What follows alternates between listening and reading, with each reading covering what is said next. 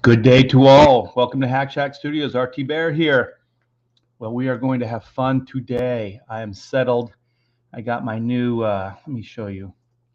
Got my new markers here. I don't know, it's a different brand. I've never used this before. Let me see. They're called, what are they called? They're just black liner permanents. What is the brand name? It's underneath this. They just have an M. Morlato, something like that. Here we go. $16 at Hobby Lobby. Actually, these were 40% off, so I bought a bunch. So I'm going to be using these. I already kind of did some work with them, and I liked them. I also bought these. These are Pentel, and I could try these, see how they work. And let me see what else I got. I got these Faber-Castell.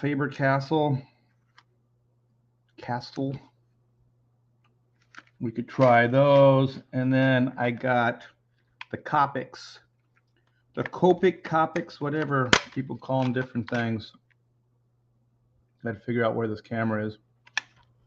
Yeah. So I'm going to be inking this Joe Bennett cover. Let me show you a little bit. I got that camera kind of set in ink mode, so you can't really see the whole piece right now, but you can tell I've been inking some of it. I inked a little bit last night. I didn't have much time yesterday. So what I'm doing is I'm structuring everything in, and then I'm going to do detail afterwards. So let me see a sign of life, you guys. I always like a sign of life in the chat. It does help. It makes me, it gives me confidence that I actually pushed all the right buttons. I went to this place, took Pamela to this place, JCI Grill, James Coney Island, and we had hot dogs. We had Coney Island style hot dogs. They were okay. I like Hebrew Nationals. Just cooking them at home on the grill. They taste so good. Yeah. So I think Pamela liked them. She likes hot dogs. I like certain kinds of hot dogs. I'm not.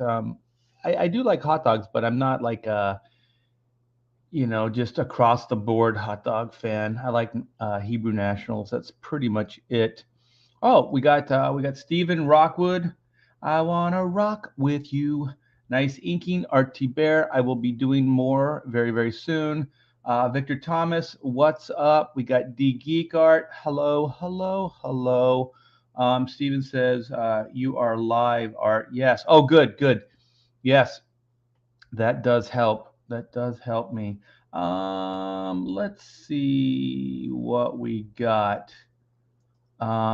We are there is a reason for the season, and oh, there's Donald. We got a couple more people. We got Lock It Up Incorporated. Howdy. We got Donald Delay. What did I miss? Nothing yet, man. I'm just kind of saying my hellos to everybody and getting settled in here. I'm not sure how long I'm going to be going here.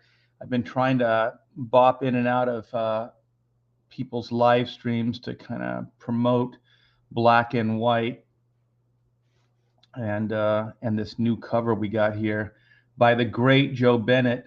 D Geek Art says, so a while back you said you wanted a pinup of white. Mind if I take a crack? Oh, geez. Anybody who wants to draw images of these characters, feel free, man. I'll put them on the live show and give you full credit. I usually have Joe Bernardo in here, and Joe Bernardo did a not just black and white, but he did all the professionals in all our characters in a pinup. It was pretty cool. It looked pretty cool, man. So let me see. Okay. I think I'm ready. I got my tabs. I was stalling for time, you guys. That's all I do is stall for time. So there we go. All right. So this is yeah, this is the reason for the season, or the reason of the season, or the season for the reason. Um however it goes. So this is Black and White Volume 2, Man versus Machine. This will be the epic follow-up to Volume 1, and this will be the conclusion to the origin story of Reed Blackett, aka Black, and Whitney Sung, aka White. In a world where law and order is often blurred to gray, justice can only be black and white. So we are at 57,891. We have 706 backers. We are 36 hours left. We are winding down for the first 30 days, you guys. I've said it a few times, but man, it would be so killer to end the first 30 at 60K. And I think we can do it. We're almost 58 now. Let me see. Let me hit the refresh. Okay, 706 backers. We just got a backer, so 707 backers. Yeah, so we are, what would that be? 57 dollars away. So that could be one backer or two backers away from 58K, which will get us closer to that 60, which would be absolutely amazing. So I do thank you guys for all the support, but the only way we can do this is together. So whether you backed it or not, or you're thinking about it, or it's all good. In the meantime, just give me some shout outs. Go to your social media, give me a Facebook, holler, Twitter, Instagram. It's all appreciated, and it doesn't cost any money, and it does help get the word out. This is all guerrilla marketing, and that's what we do here. So let's go. Let's play this video here.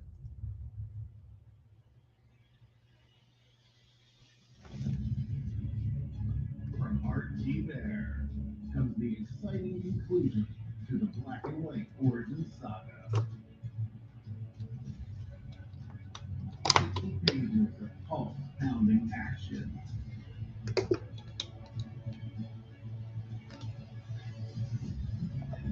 In a world where law and order are often blurred to gray, justice can only be black and white.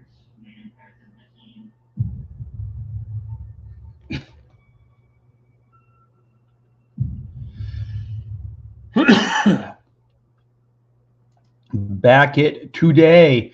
So thanks, you guys. Like I said, thanks for all the support we've gotten so far.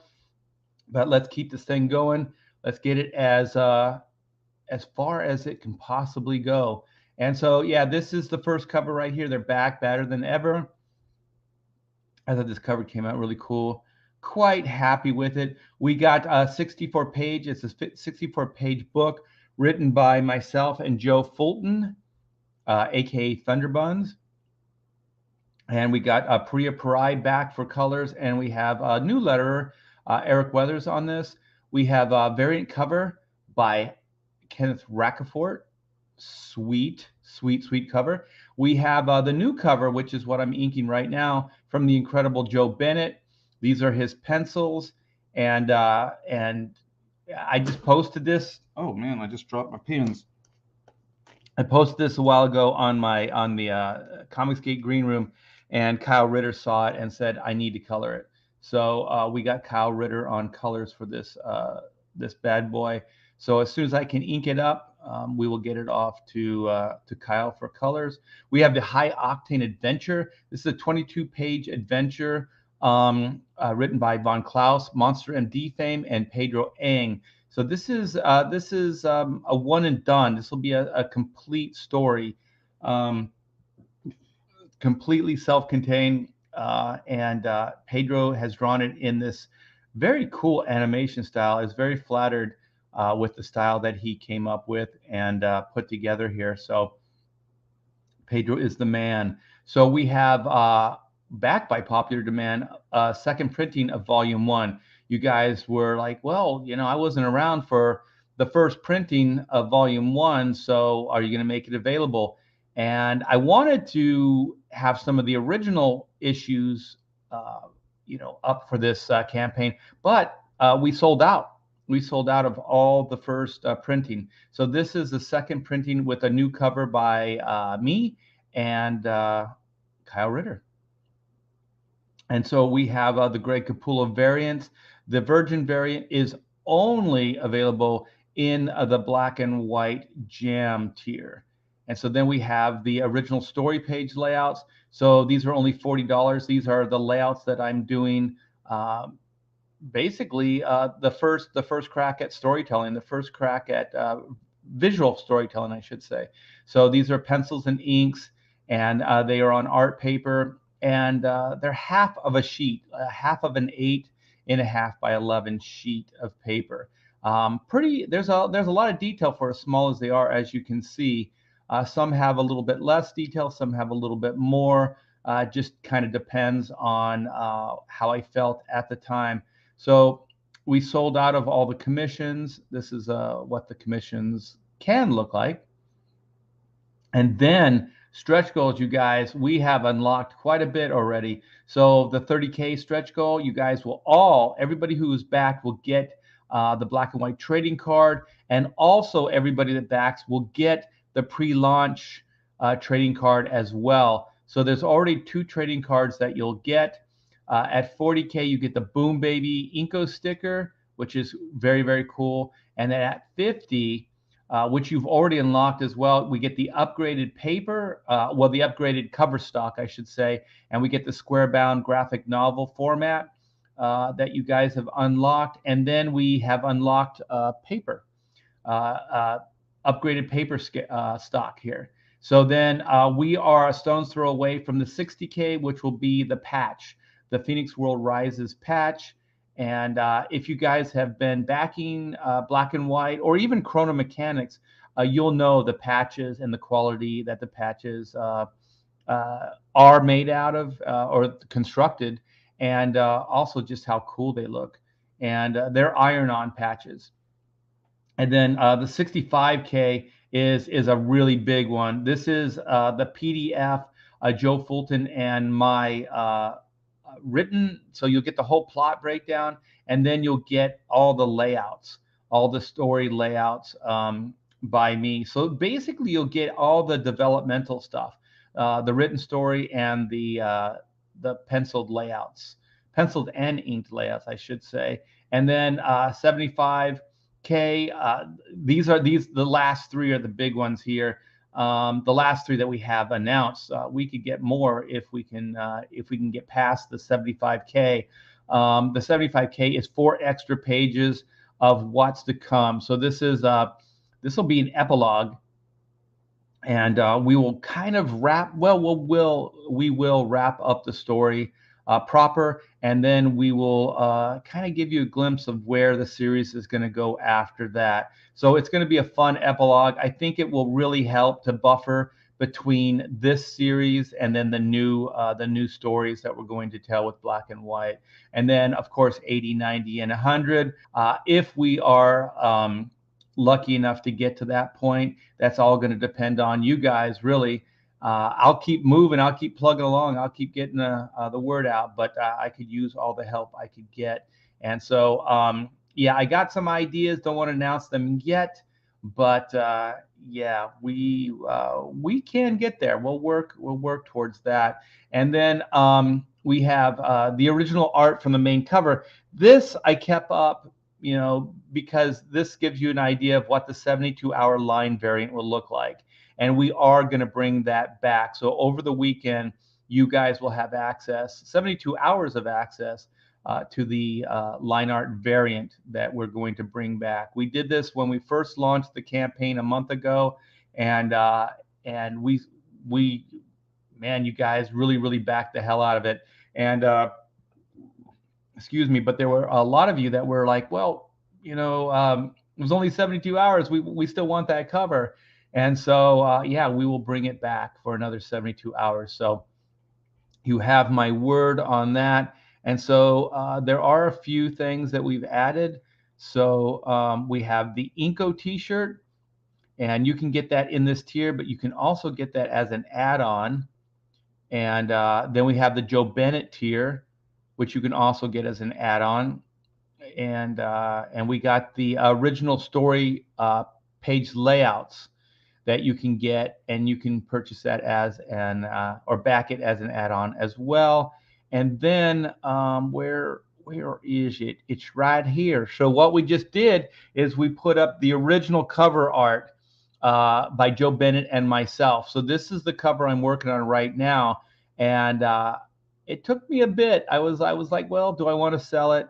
But I will make it available for you guys. And if you want some cool original artwork from this book, this would be a cool one to get. So this is Joe Bennett and his pencils and my finishes over this.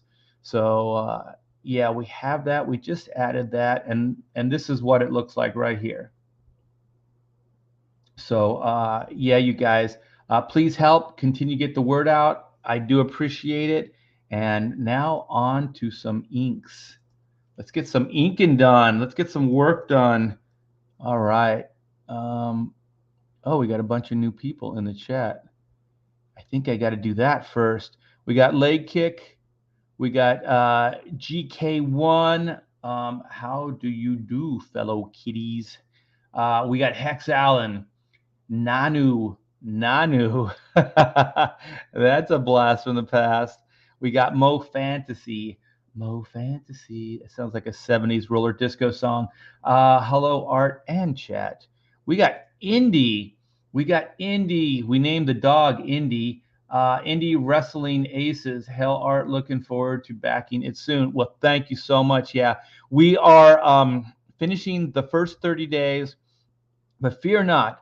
We are going to roll it into a second 30 days, but with a twist. We are going to kind of act like we're starting the campaign over, so that we're going to bring back some of the exclusives. We are going to, like I said, that 72-hour exclusive, we're going to bring that back, and there's going to be a lot of fun stuff. So that's going to be over the weekend that we're going to be adding those tiers. So and we're gonna have a merch.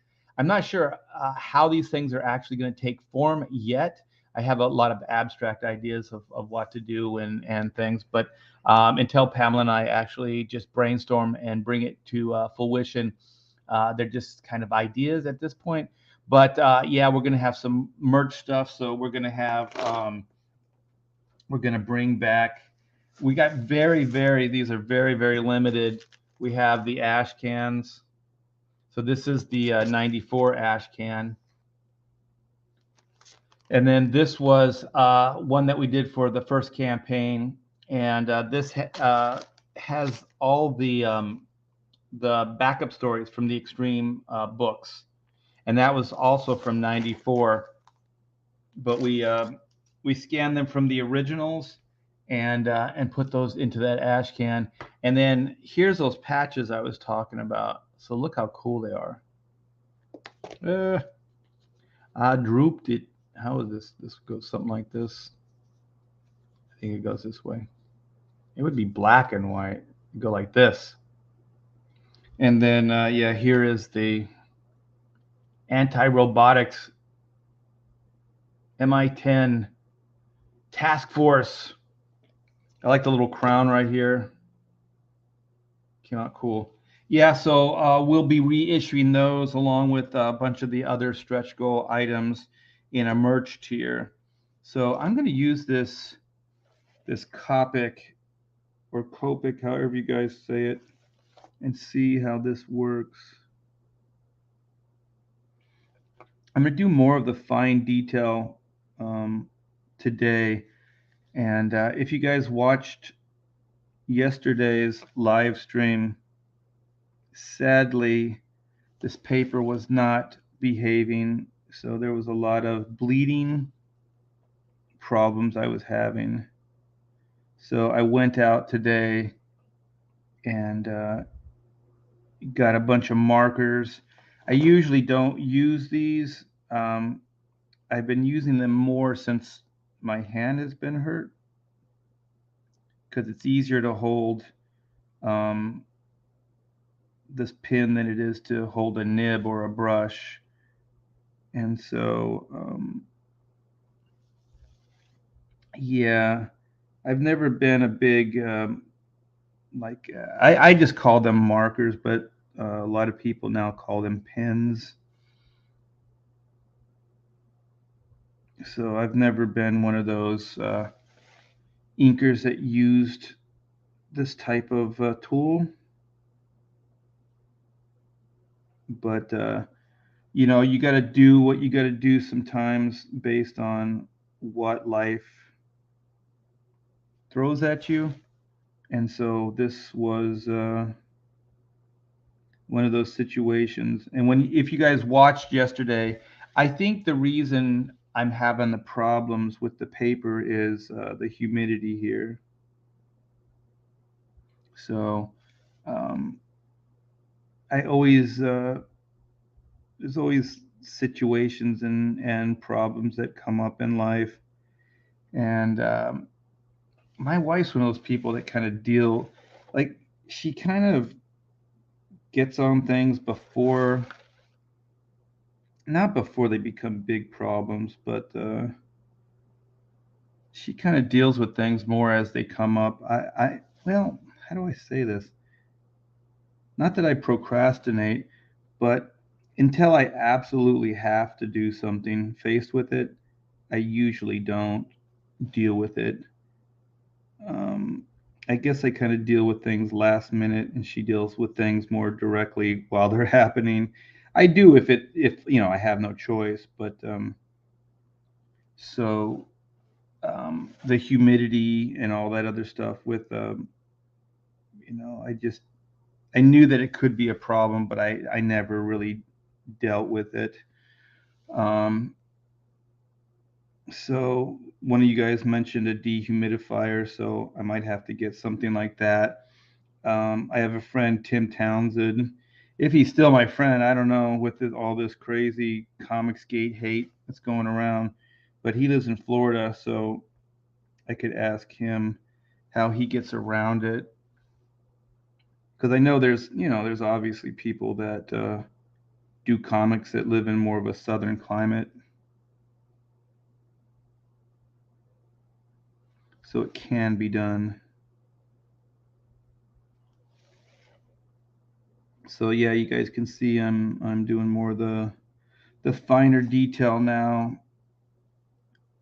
than I did yesterday.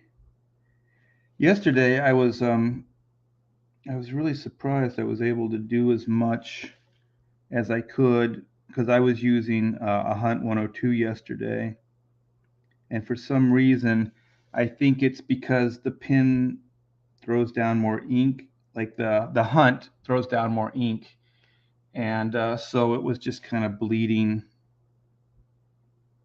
And these pins, they don't, I mean, it's a really fine tip, so it doesn't throw as much ink down at one time. Also, it's why I don't like them because they're kind of limited. Like you can't really vary the pressure on them too much. Anything that you want to do stylistically, you kind of have to draw versus ink. Because inking, you can just vary the pressure on stuff, and then you can get thins and thicks, and you can get a variety of textures that way um, with these pens or markers. You can't, you kind of have to draw the shape because you can't just you can't just put more pressure down and then the line widens. So if it's gonna, oh, I hit the camera here. I got it real close to my board. I actually like this setup better than I had yesterday. It's a little bit at an angle, but I can get more close up and I can control the camera better. So I like it. So I'm using my laptop, my light box here as a drawing board. And this way too, I'm facing the computer screen so I can read the chat, which is important. It's important to me. Man, I don't know if you guys watched the Bros last night, but we were on fire, man. Uh, I tell you, Billy Tucci is, as the young people today say, a hoot. That man is a hoot. A funny, funny dude. A lot of fun to hang out with. Those guys are the best. I knew a couple of them before we started the show, so I knew Aaron, I knew Dan. I had never met um, Graham. I had worked with Andy before, but I'd never met him face to face. So it was fun to just kind of hang out and meet. And I think how it all started was we were on Billy Tucci's channel, and like I think all of us, all the six of us, were on there, and we had a great time. So I just mentioned to everybody like, what if we did this on a regular basis? Just kind of hung out, and everybody was like, "Yeah, let's do that." I'm dropping all my tools here. I hope they're not ones I need. I'm gonna put them over here. Um, and so yeah, then that's kind of how it all happened. So I came up with a bunch of really horrible names for the show, and then I forget who came up with professionals, or maybe it was two. Maybe Graham came up with spilling the ink, like a gossip type of idea, and then maybe Frega came up with like the professionals. So then it was kind of professional spilling the ink, and I think it's a great name. Yeah, I think the channel is just only gonna grow. Like the professionals is it's just gonna be, it's gonna be a juggernaut. So that's every Thursday night at 8 o'clock Eastern, and it rotates. So um, it's on every week. It'll be on a different channel. So this week was on my channel, and then I I think the original order was Graham was next, but I think somebody said that Dan was next. So I'm not really sure how this is all working out. We'll iron out the problems at some point.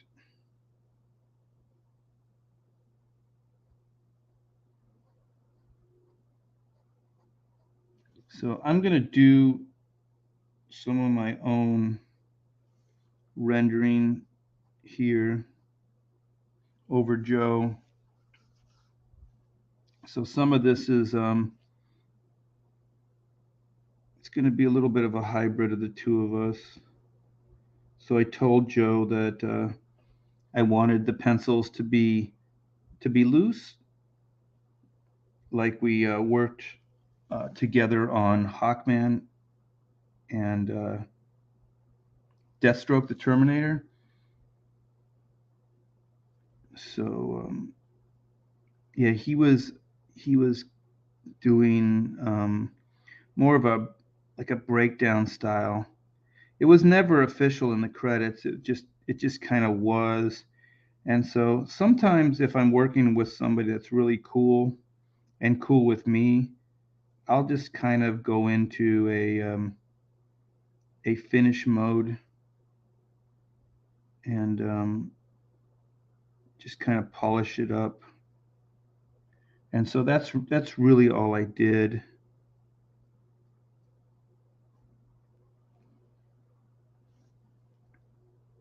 But it was all there, definitely.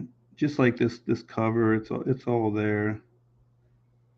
And the more I do, I'll start figuring out um, how to kind of make it look more black and white, more in the style of the way I work on black and white. So I think when it's all said and done, this will probably be a hybrid of our styles, which I think is always the best anyway. Like all the best. My favorite inkers all bring something of themselves to the work, and I like that.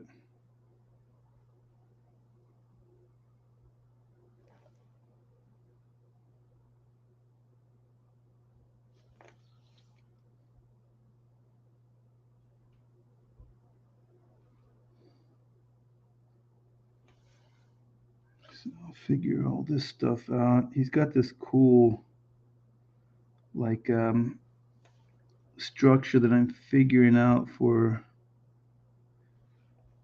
these hands. They look more kind of um, like hardcore. They're less finessed. They're very brutal looking. So kind of looking for areas I can use this pin on. Give you guys a little bit more detail than I did yesterday. I was kind of just blocking stuff out yesterday, which I'm sort of still doing, but more interior.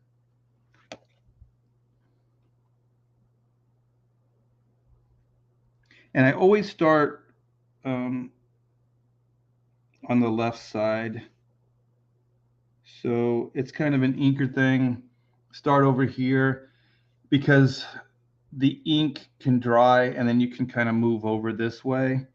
And so then you don't put your hand in wet ink. Even though this is a marker, I still kind of work the same way. Because even markers sometimes can take a little bit of time to dry. So you never want to put your hand over them. Wait a little bit of time before you do that.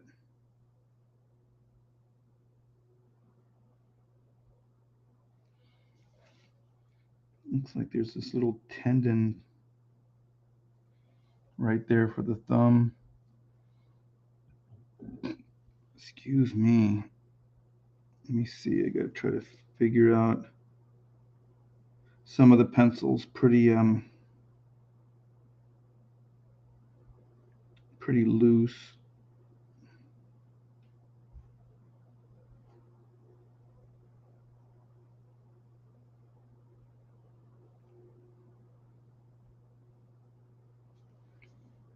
I'm gonna start putting some of the X's where I need them so I can figure out the blacks, the black areas.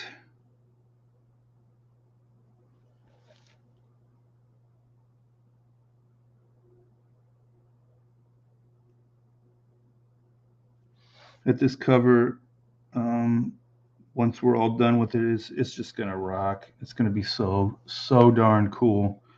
Um, the Whitney figure, I'm gonna wait to ink that because there's some he kind of changed the costume a little bit, and I'm gonna put it a little bit more on model, like the one in the in the book itself, and not all of it because I do like some of the stuff where he deviated from the original costume. It's kind of cool, but some of it I'm like I think I gotta change and put it on model. And it's mostly the shoulder pads. It's just these big kind of bulky shoulder pads there.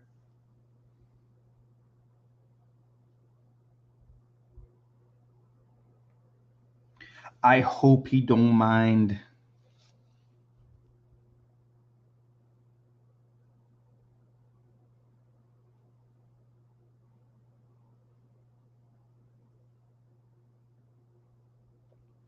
So let me see. Bring that in here.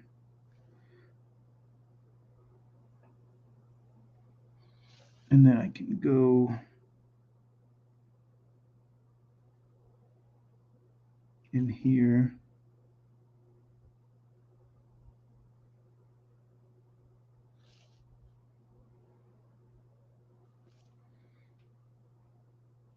So darn good. Yeah, so I think we have, well, I got the head here and then some of the stuff here, but most of the actual outline structure is in. I should probably use a thicker marker for this, but I didn't think about it when I started the line. So we'll do this. It looks like this circular piece goes behind this piece here. So that piece is in the front of it. So I hope you guys like these drawing streams. I would like to do more of them, but there's a lot of stuff I can't really show right now. So I don't. And also, I just want to make sure that I can be entertaining. Because a lot of times these things can drag on, and I never want that to happen. So,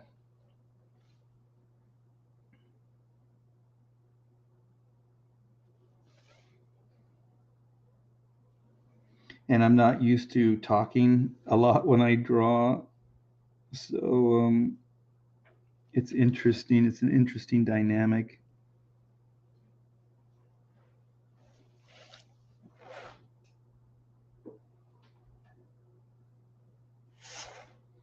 So let's see here, here, and here.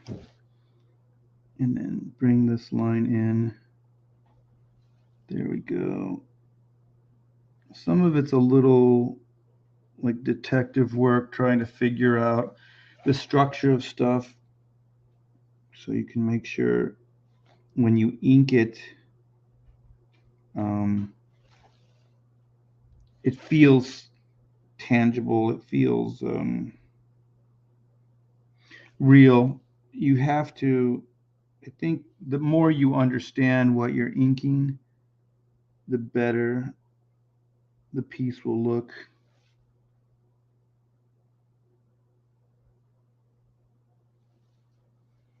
So let me get a sip here. So it looks like Whitney's, she's in a little trouble here. This guy, he's got the drop on her.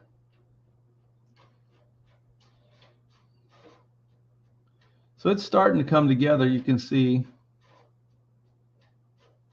So that's kind of how I work. I work outside structure, then interior structure, and then you can see I'm starting to block in some of the shadows as I go. But that's how I work. Some people just ink one whole area at one time and then they move on to the next area.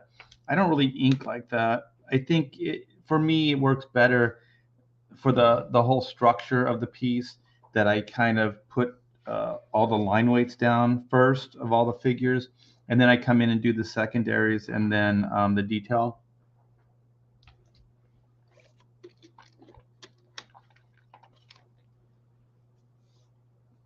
And then I almost always do the faces and hair last. I don't know why. I just do.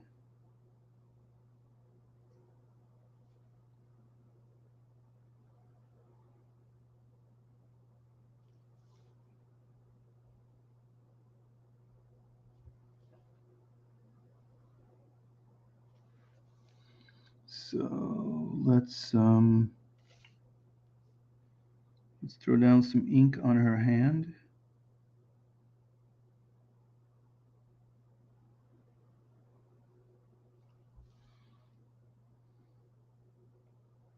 So good.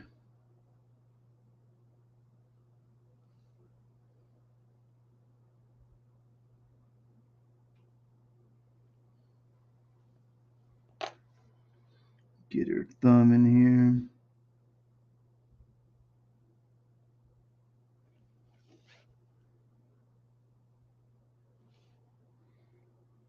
And also, if I keep it more focused like I'm doing, I don't have to change my pin a lot, because if I was doing fine detail and then, blocking out structure, then I would be changing pins all the time. Or I would probably be working way too hard trying to draw in shapes.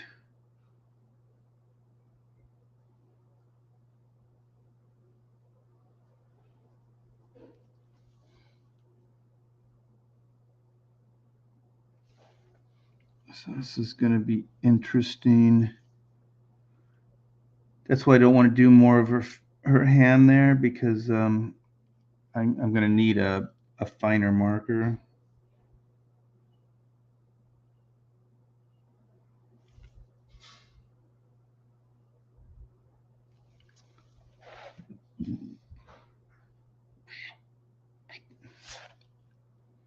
There's the thumb.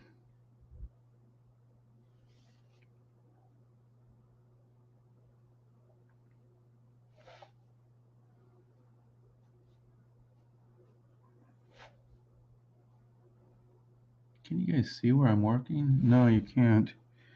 Boot, doot, doot.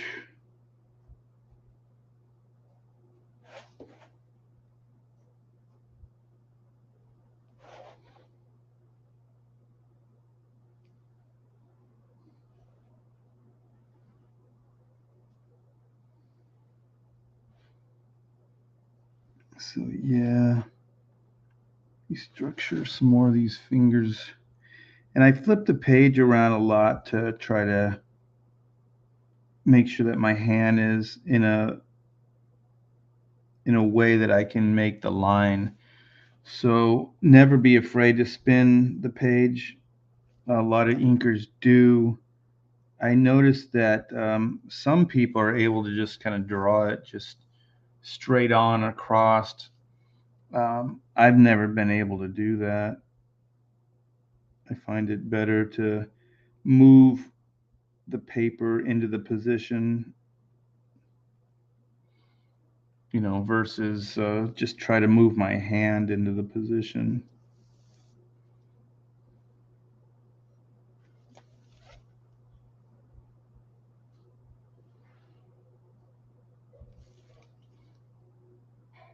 Bring that around. He's got these little nubby things on his fingertips.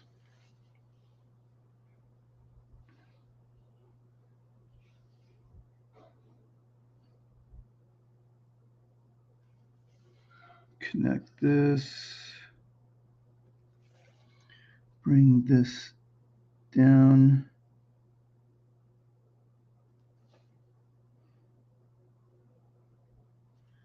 And across.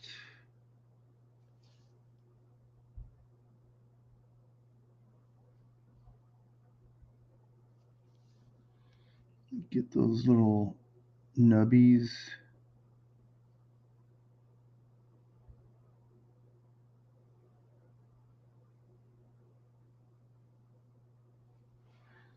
Had my hand right in front of the hand. If I do it this way, you can see what I'm doing better.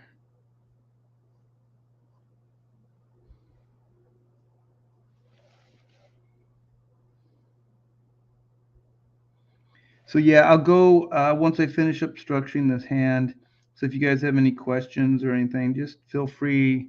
These are like the Hangout streams, so just because I'm working It doesn't mean I can't interact. So let me know what you guys are thinking. Any questions, feel free to ask.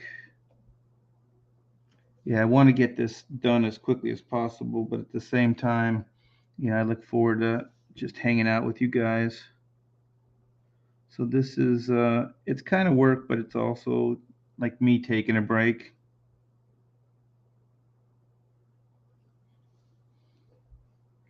I take a break from working by working.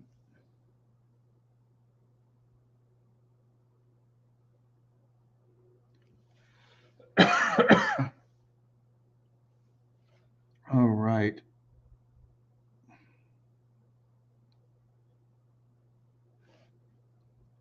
Put little thicker lines on the back, this side of the hand.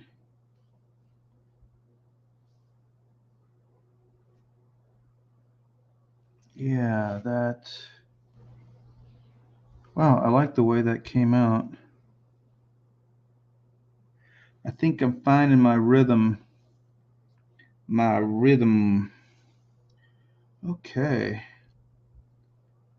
So there's some more structure on the legs I could do. But I think I'm going to put the cap on this and go and see what you guys are thinking and give myself a little hydration. Mm-hmm.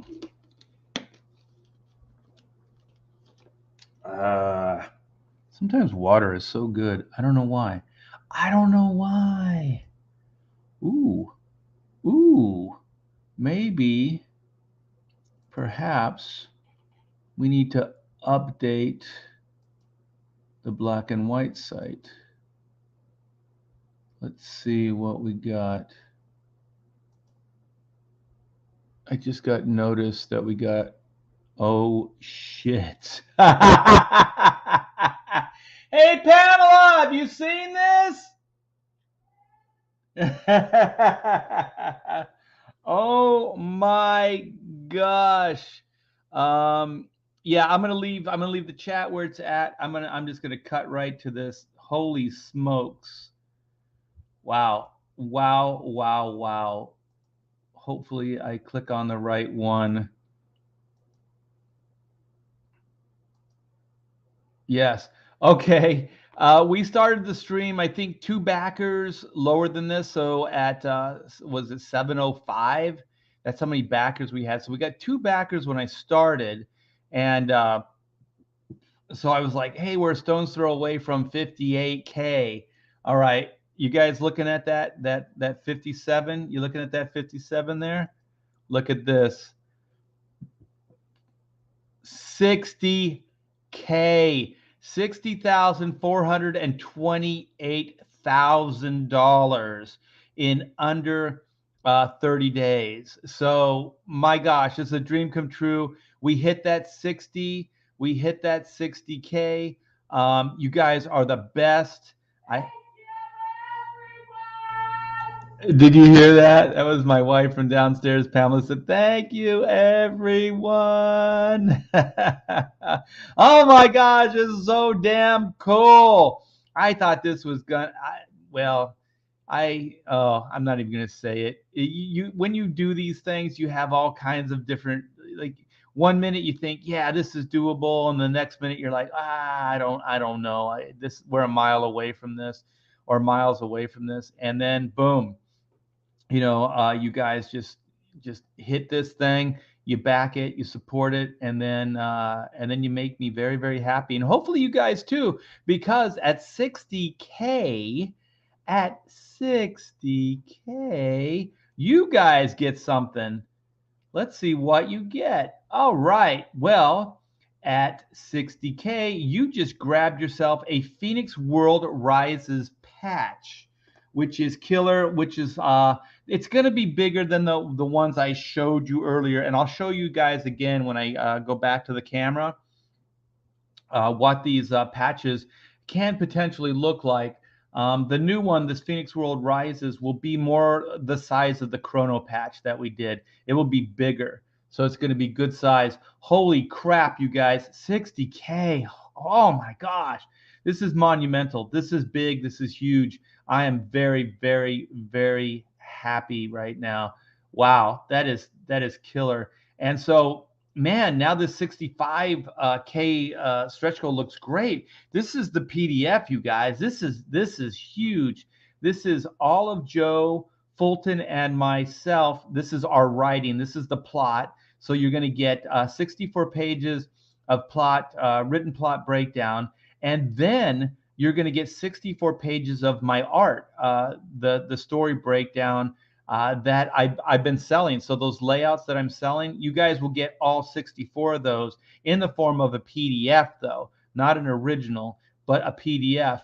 So you guys will be able to track this. When you get the actual book, you'll be able to see the written word. You'll be able to see the artwork that inspired the finished page.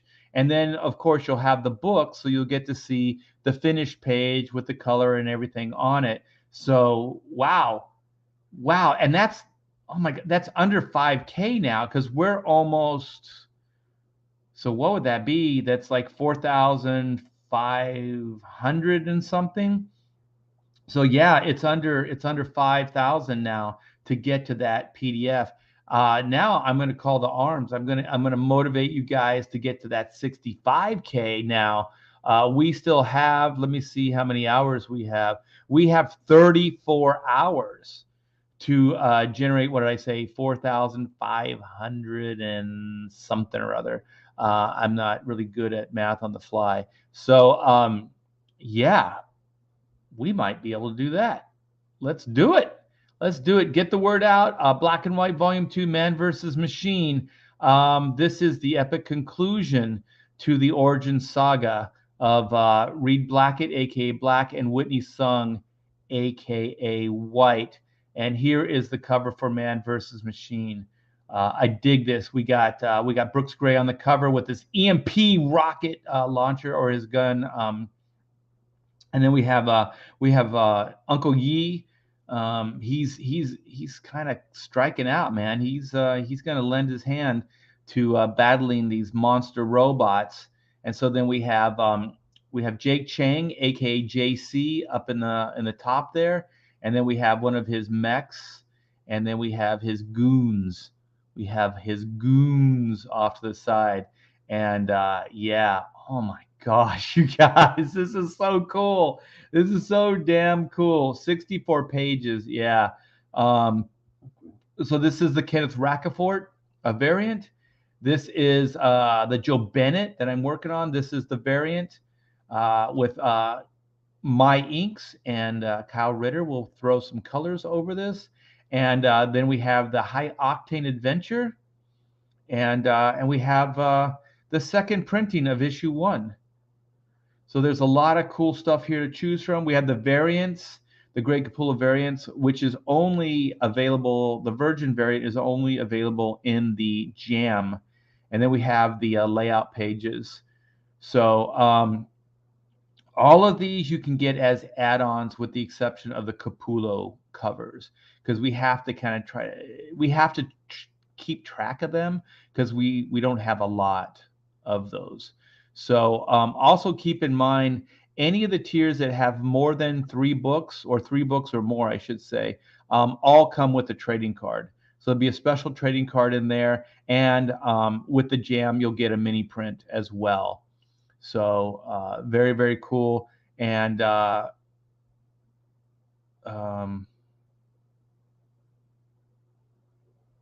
wait, okay. Oh, we sold the page, the cover.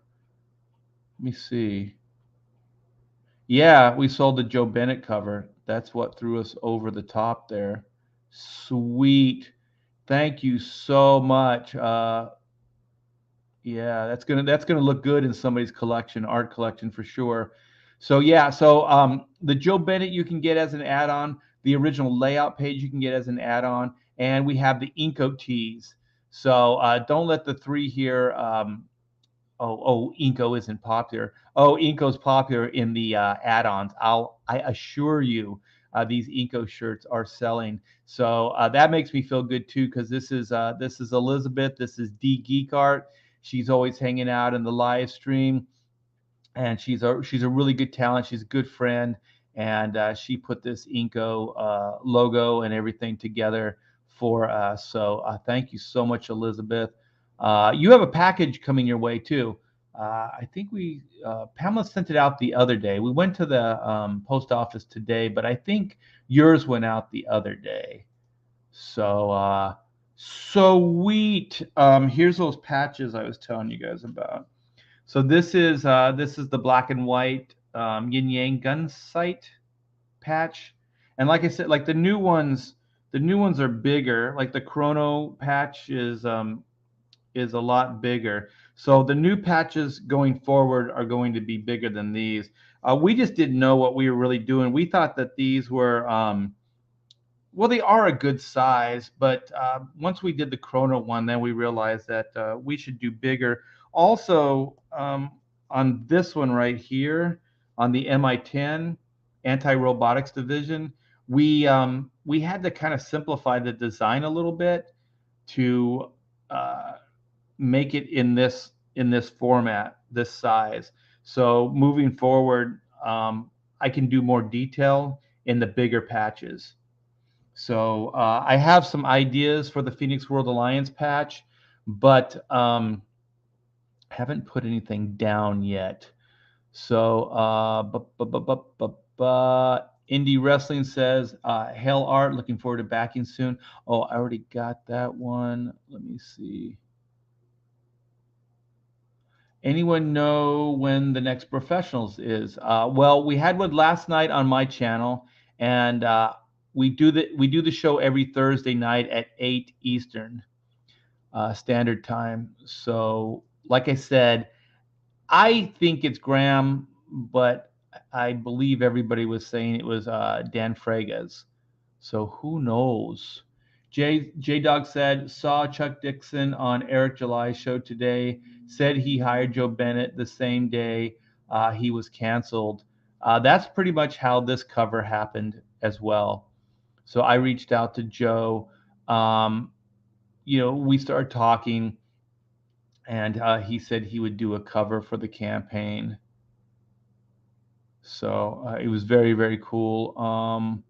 Bob says, tell Art, get him in there. Wait, what is this? Did I miss something? What did I miss? Oh, shit. I missed a lot. Yeah, the chat. Sometimes the chat jumps and it moves by really fast. So, you know what? Oh my gosh. Jeez. All right. Gosh. Art, what was your first impression of Frege when you met him for the first time? When I met him the first time, he was a fan. I met him in San Francisco at the Cow Palace. And it was funny because he and his friend made an impression because like there's sometimes like I had, I've done this before too, before I broke in, where you kind of hang out a lot with somebody at their table. And so him and his friend hung out quite a bit. And so years later, I'm working at Extreme Studios. Dan starts working there, and he shows me his sketchbook. And there's a sketch that I did in his sketchbook. And so then he's showing me, and he's like, oh, yeah, I met you at the Cow Palace. Like, oh my gosh, I remember you now. You like connect the dots. And I was like, you were there with your friend and stuff. He said, yeah. And he said, you only did me, I think he said, like, you only did one drawing in here. And I said, wait a minute. And so I started flipping through the pages, and I realized the reason I remembered him because I did multiple drawings in that sketchbook. So I mostly remember him as, like, first impression was he was a fan and he just wanted to learn everything he could. And then as a starting professional, with kind of the same personality, the same attitude. So he was more of a fan than a professional when I first met him. And then soon, it didn't take him long to get his chops down and start becoming, professional, in the way he presented himself and what he did and all that stuff. So it was pretty interesting. So I got to see Dan, when he was basically first breaking in, and just goes to show you how small the world is, and also just how small comic books. It's a pretty small community. Let's see. It's Stravico. It's Stravico. It's Stravico. I hope I got that right. I hope Frege continues with the storytelling like he was taking from movies for storytelling. Oh yeah, like the show we did last night. Yeah, he really wanted to do movie stuff because he's a storyboard artist. So he understands how comics and then storyboards and then film and it's all storytelling and how all that works.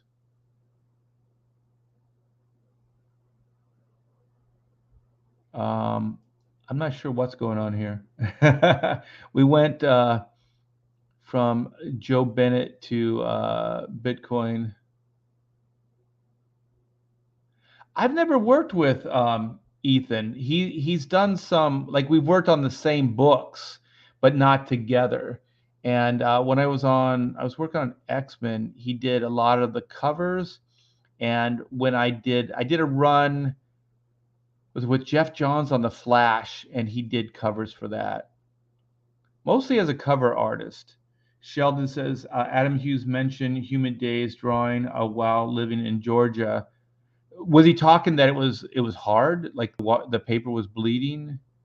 I would imagine so. That's why you brought it up. Snake Dog probably could try to find a decent sized dehumidifier for the room. Yeah, that's exactly what I'm gonna do. Thanks for the advice. Uh, when I was younger, about 65 years ago, I used to pronounce Art's name as T-Bert or Thibert. Yeah, yeah, yeah. Growing up, people said Thibert too, or Thibert. Worst part is I speak French. Yeah, what's kind of cool is some people, um, like French speaking people, they just get it, man. And it's interesting to hear somebody first time out say Tibert, and there's a little bit of an accent, like French speaking people. There's a little bit of an accent, and when my dad would say it, he's a French Canadian. He would say it too. It's kind of like Tibert, to beer, to beer. Like I can't even do it. There's a little bit of an accent on the end, so it's not like bear. It goes off. So it's not quite like bear, but I just kind of do it phonetically, like T dash bear, just so people can kind of see it. Even though once you do it, they still want to try to pronounce it, like Thiebert or Thibert. Yes, Nick. Everybody back black and white. T-Bear has to pay for the wedding next year. What Nick is referring to, I believe, is that I went on the Jack show, and Cecil was saying that he was going to marry my daughter. Um, yeah, we'll see. We will see. Let me patch up. By the way, thanks, Bob. I do appreciate the super chat. That was very kind and generous of you. Um, yeah, so you guys want to get into the whole Dan talking about like storyboards and film. Yeah, it'll pretty much be his show at that point because I I guess I could do some homework and do some try to figure out like like film sequences that I like and stuff like that. But I can't really break down film the way he probably can. So Sheldon Martin says, Art, are you able to move the camera to where we can see the inking happening? All I can see is the back of your hand, brother. Yeah, so I think what I'll I'll try to do. Yeah, I kind of already figured that. So yeah, I do apologize for that.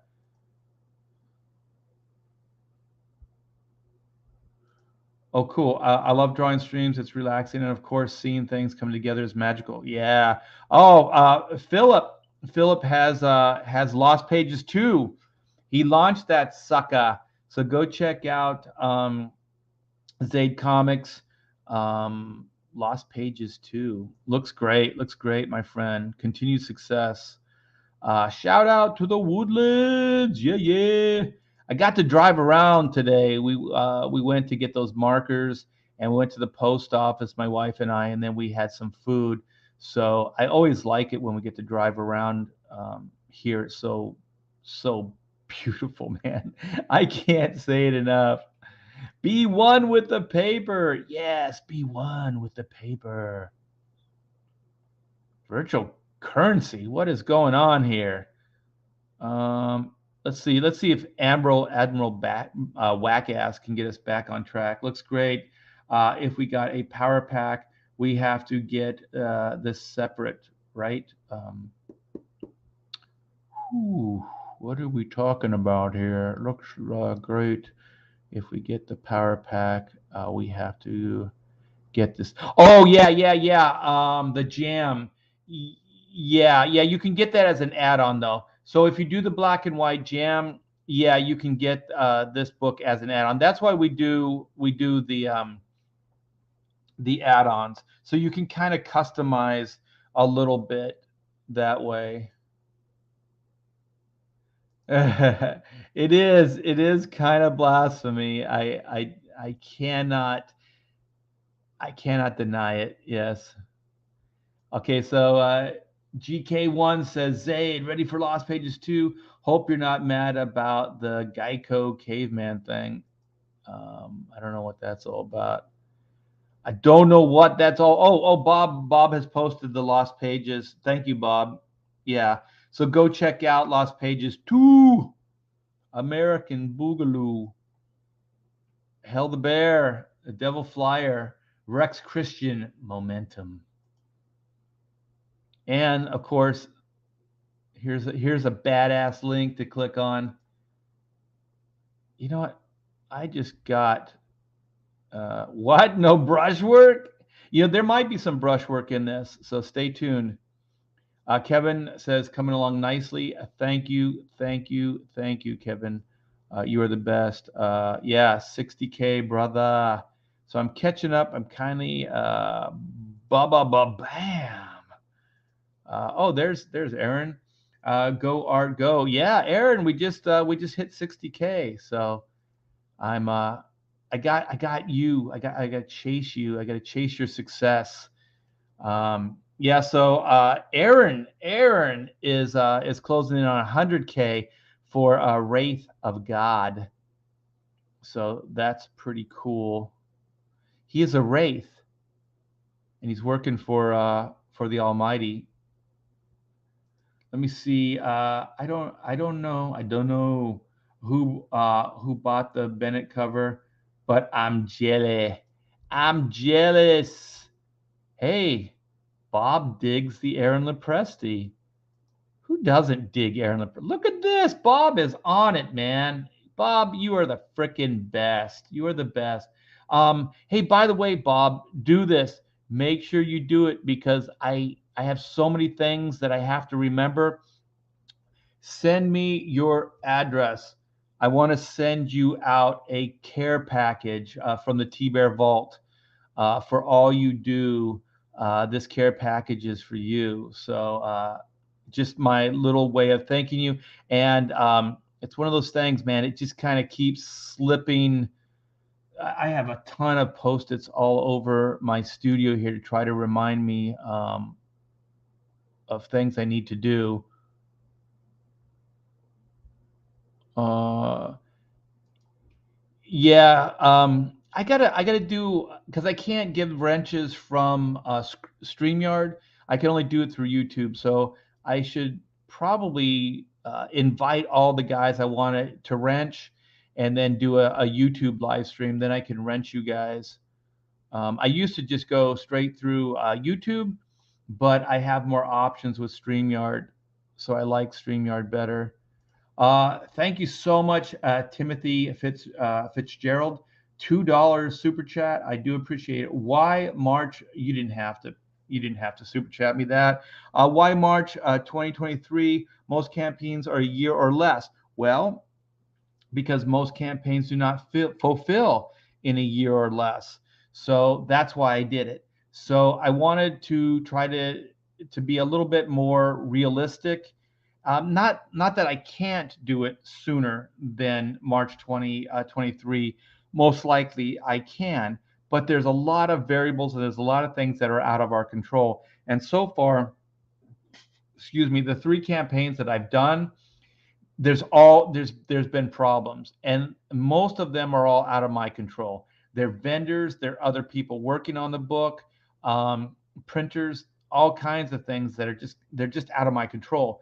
So um, I talked to Pamela, and she said, you know what, we should move this thing far out as far as the time. We can always get it done sooner, but we just don't want expectations, to think you're going to get it in a year and then we have to go over. Like Chrono was a nightmare. We had the first printer. He botched the job, said he was going to fix it, so we believed in him. And it went another month, and he still didn't. They still didn't make it work. So then we had to cancel that order, get our money back, and then we went with a different printer.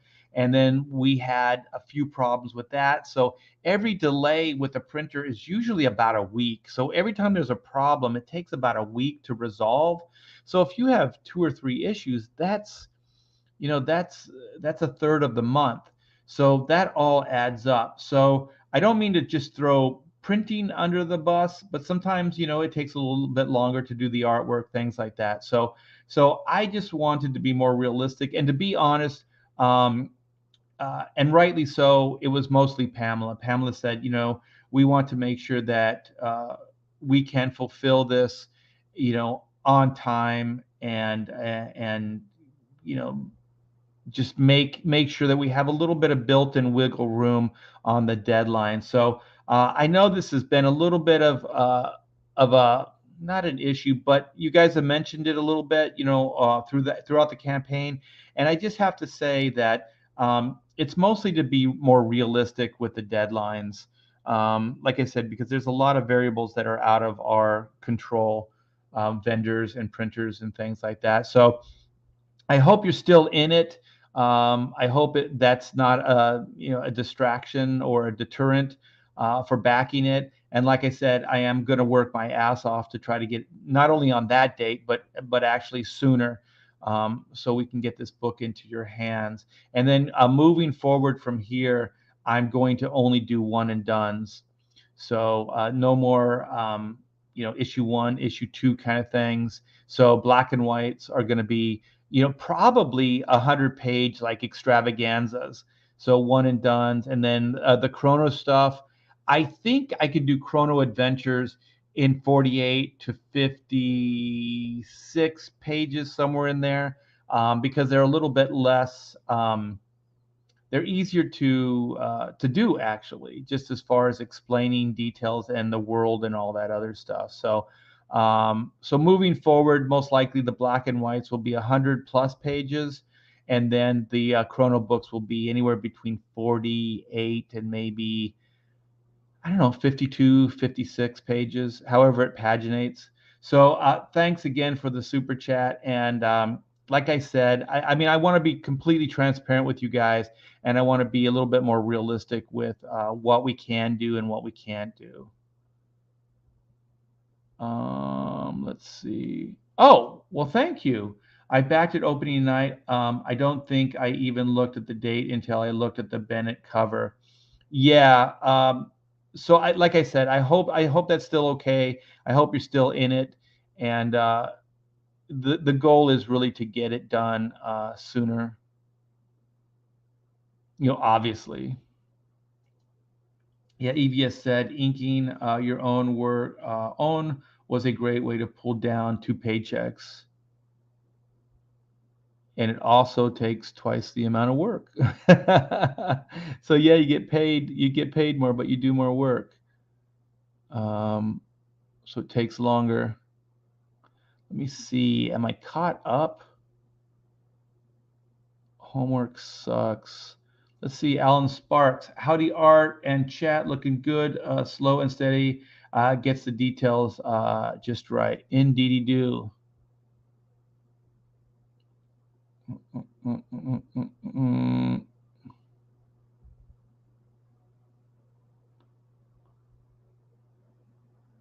What? Art obviously wants to give me a wrench. I thought that was a bone, dude. I saw it in the small image. I thought it was a bone. I would never give you a wrench. I don't trust you as far as I could throw you. I'm just kidding. I'm just kidding, Peyton. Am I? Am I really? Oh, no problem, man. No problem. Like I said, I want to keep you guys happy. At the same time I want to try to be realistic. What expectations are, people will have, because you guys are really putting a lot of faith in me and other people that are doing this. So I want to make sure that I can fulfill this stuff in a realistic way. Art is a Randy Buck. The check is in the mail, past master. Oh, wait a minute. I'll take a bone from you. Oh, shite. I heard it in a love song. It can't be wrong. Okay, so we're going to end on Peyton and I'm going to get back to work. And no one knows what it's like to be the bad man, to be the sad man behind blue eyes. There you go. There you go. Oh, oh, oh, oh. Let's see what's going on here. Um, we got some movement going on. I'm checking stuff out here. To be the sad man, to be the whatever man behind the blue eyes. I'm clicking away. I'm clicking on stuff. Do do do. All right. Okay. All right. So let's get some inking done. Let's get some work done. Let's go back to my Copic or Copic or however you guys like to say it. And it's been doing me good so far. Let's see if we can continue this inking. Wow, that was pretty good. Right off the bat there. All right.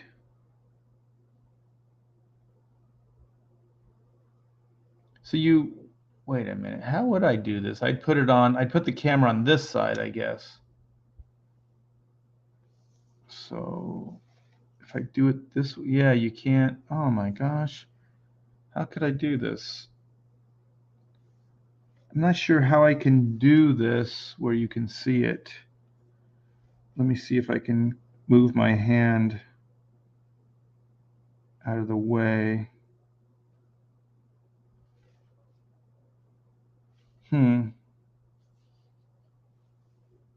I did not think about that. Now I'm all in my head as far as how you guys can see it. So let's go back to the leg. Sweep the leg, Johnny. Yeah, I think when I set up next time, I'll put the camera on this side if I can, and then I won't have my hand in the way since I'm right-handed. I didn't think about my big fat hand. I guess it depends on how I move the pen. So let's go back over here. I almost have this robot structured in, kind of blocked in, I guess. And then there's this little piece that comes out here. And then there's this line that goes there. Let's thicken this up a little bit more, all the way down.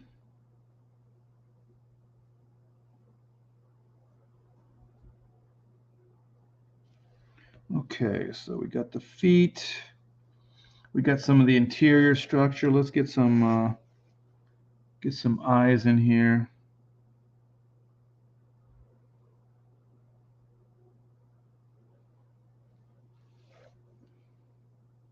You know, I wonder if I should just turn the camera off and then see if I can readjust this setup so you guys can see better, because I do want to ink a lot more, but I want you guys to get something out of it as well.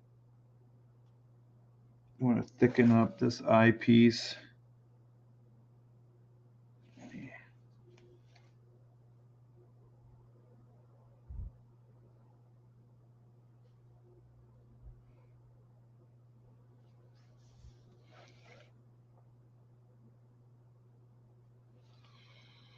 Yeah, I'll figure that out. When I get a thinner marker, I'll be able to do some more detail in here.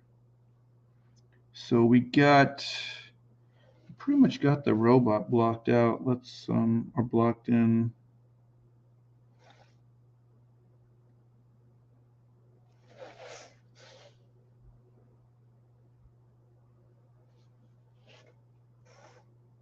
Yeah, this is not cool. You know what? I am going to see if I can move this camera easy enough and give you guys another point of view. So I apologize for that. Thanks for bringing it up to me. Sometimes I just get like tunnel vision, and yeah, I just kind of get caught up in the work and not what you guys are seeing. So how do I do this? I got this darn cord here. I got to move it over. I'm going to move it over to the other side here. And yeah, that was easy. That wasn't that hard. Let's see here. And then I'll move my tripod over and then just hope for the best here. Yeah. So once again, you guys, I do apologize for this. I spent quite a bit of time trying to set up what I had there.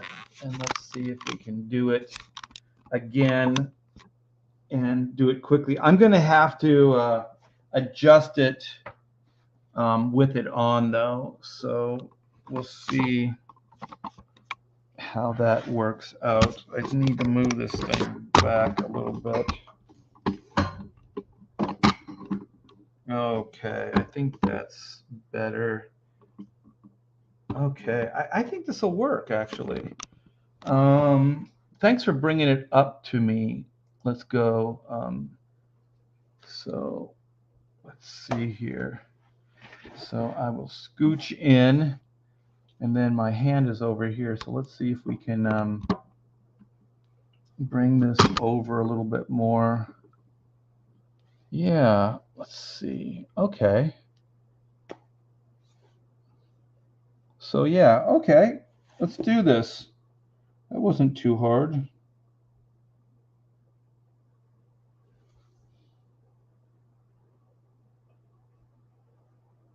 Well, now,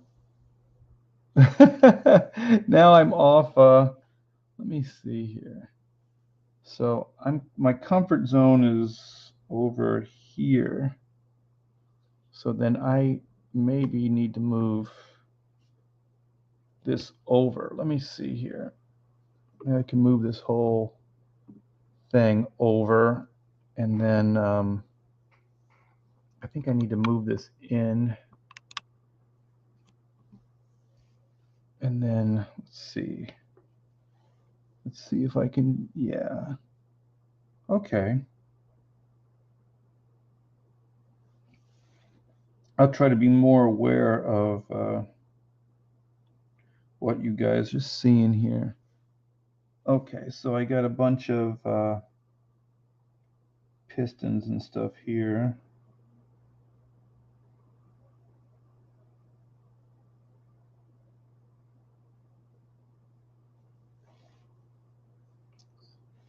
So keep moving it to the left.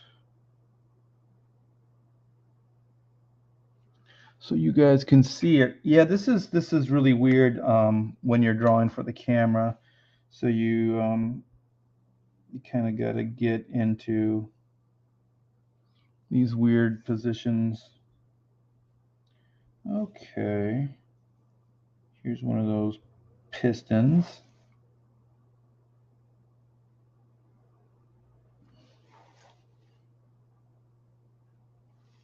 that you can't see.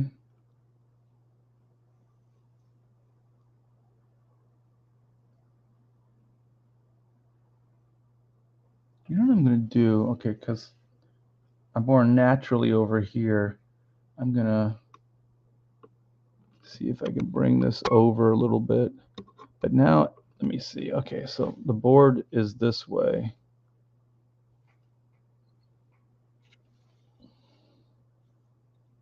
Okay. All right, so we got this guy up here. He's pretty much blocked in. Let's start on this guy right here. Let's see what we got. We got a little inset here.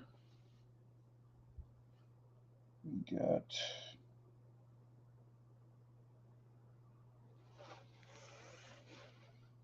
turn the page.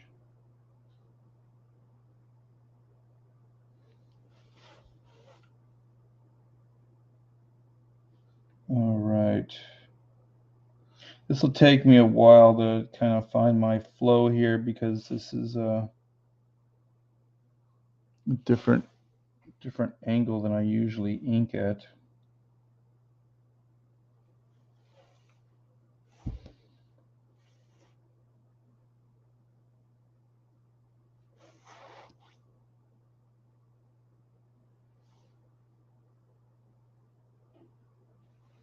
Okay, let's get this guy's robotic head in here, which you can't see. Holy crap.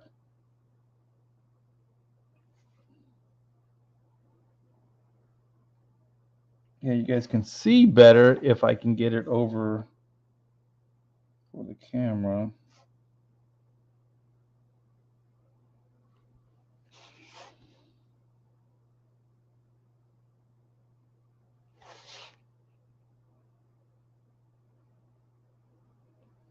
You know what I'm going to do? So I'm going to put a piece of tape as a marker.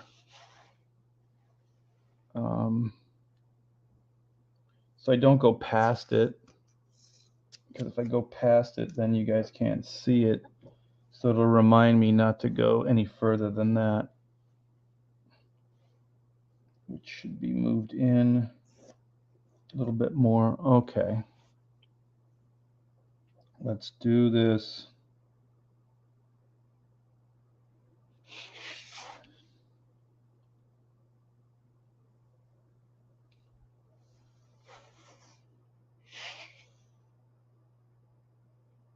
Got like a little hydraulic here in his jaw.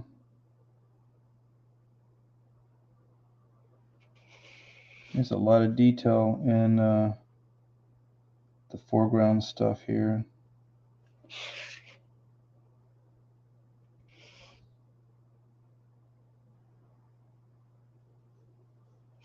Let's get his teeth inside of his mouth.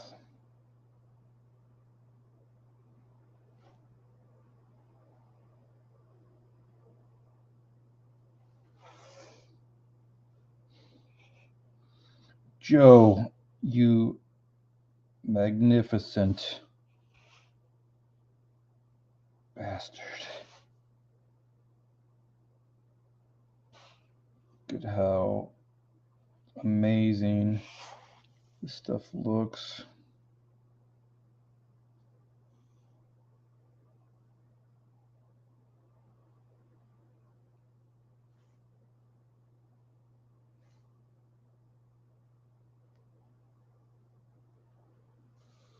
Okay. So I'm trying to figure out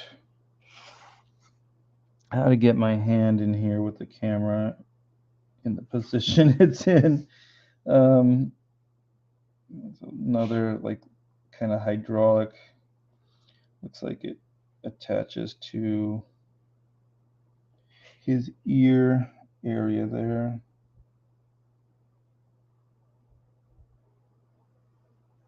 So he's got this cool like spine, like exposed spine here. I don't know how much you can see because it's blue lines.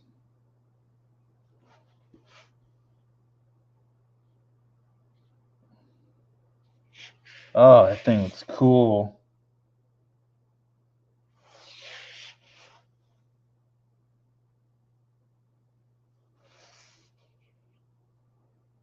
Looks brutal. These guys look like worthy adversaries, man. They kind of look curvy to me. There's a character in the Fantastic Four. His name's Annihilus. I believe that's that robotic winged character, and these guys kind of remind me of that a little bit. He's got like a little seams here. Let me see. I think the seam goes over here. Yeah, and then we have his lower jaw there. There's another support piece.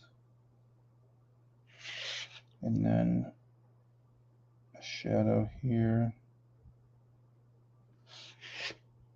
Okay. Let's round this off a little bit more here.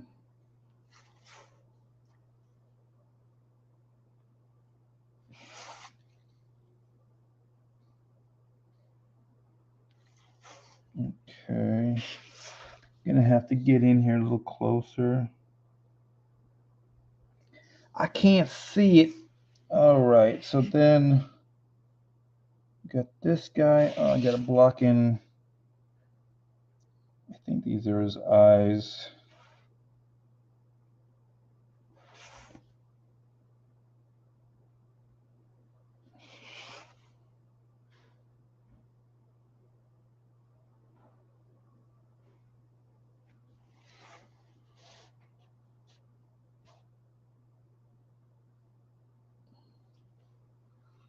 Let me see. I'm gonna put my glasses on, see if I can see this better. It doesn't really help. All right, let me see. I gotta get in here. Oh, okay. This is another one of those rounded pieces. These things look so cool, but like circles and stuff are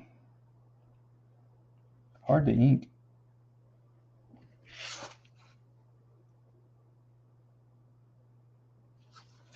So let me see how this black area works here.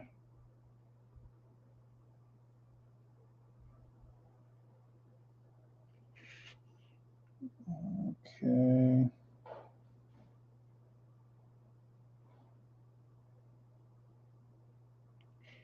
All right. Just a bunch of little details in here.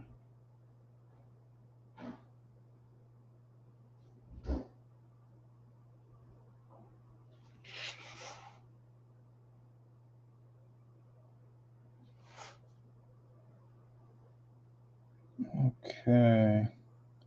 thicken this up a little bit. Since this is an interior structure that becomes an exterior, put a little bit more weight on it.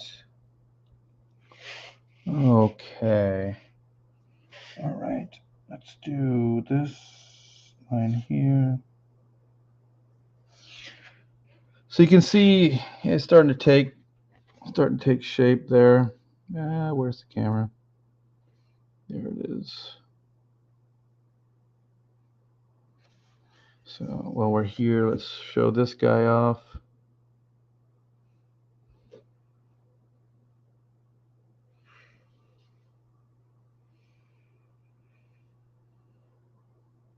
So we're getting there. Like I said, I like to put all the structure in first.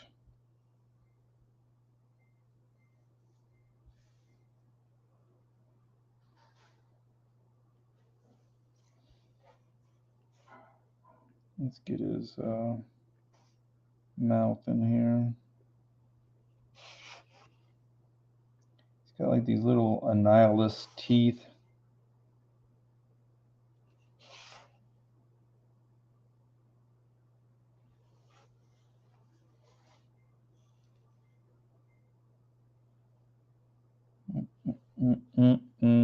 Trying to figure this out. I should probably use a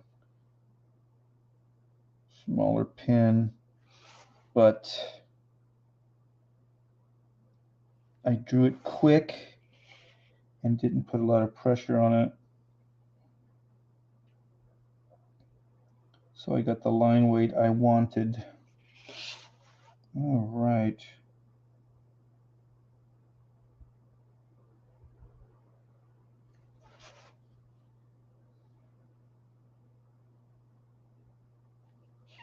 Okay.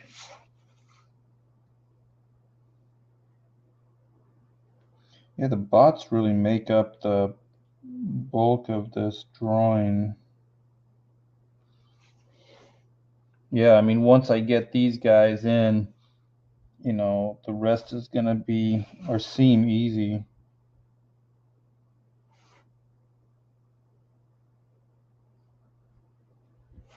Make that a little thicker. This has got a little bit of a shadow in there.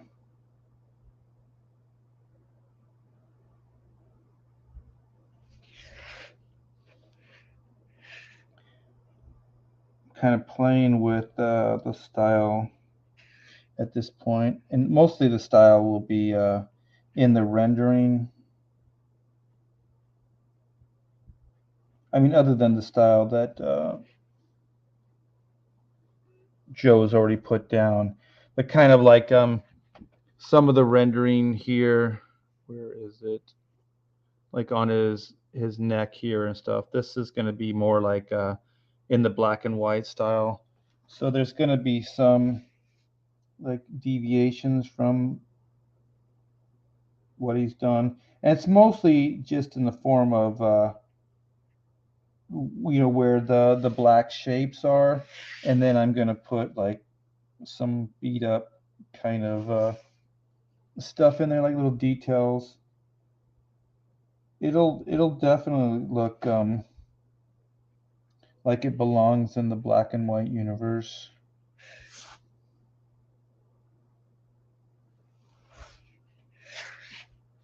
Get this.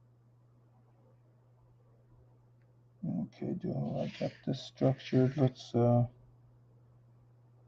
get these little spinal pieces in here.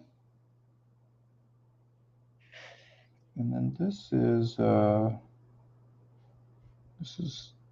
black shape, but I'm going to do some hatching.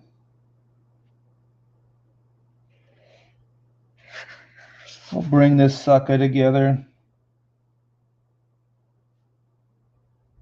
There's a line here, here, and then this is the black shape right in there.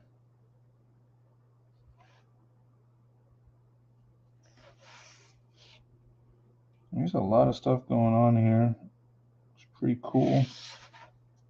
Pretty cool, Mr. Bennett, if that is your real name.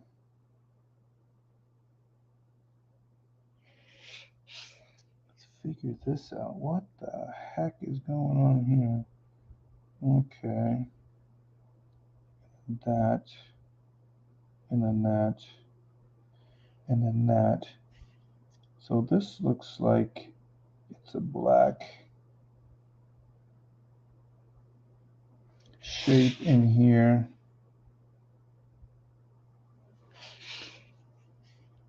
I think it comes from here.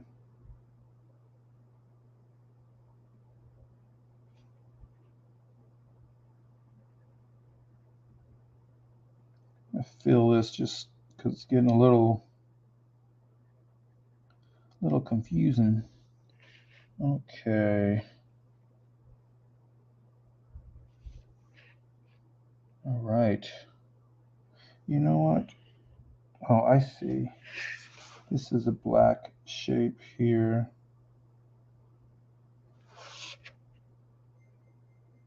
All right. Now this is starting to come together.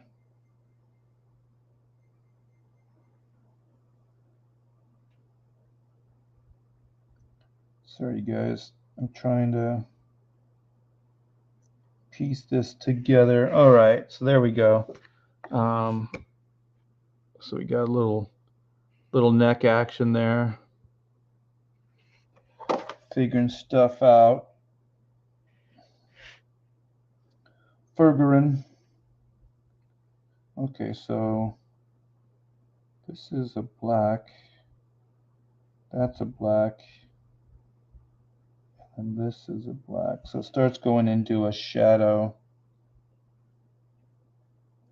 as it goes down.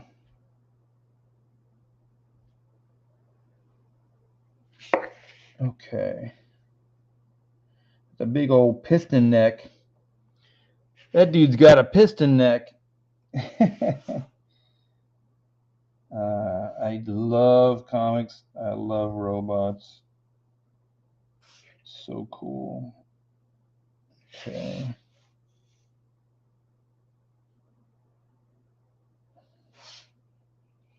All right. So here's more of that kind of piston necky thing.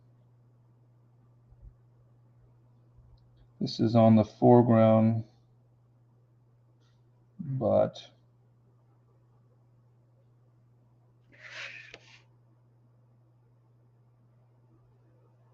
okay, and then there's one more shape here. He kind of has these broken lines that makes you think that there's a different structure here, but there's not. And I just realized you guys couldn't see anything I was doing.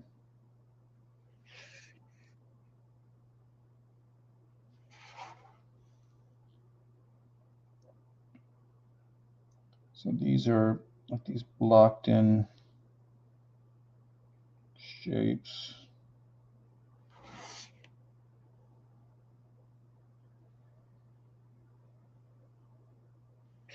Let me see here. Ah, that came together. Cool.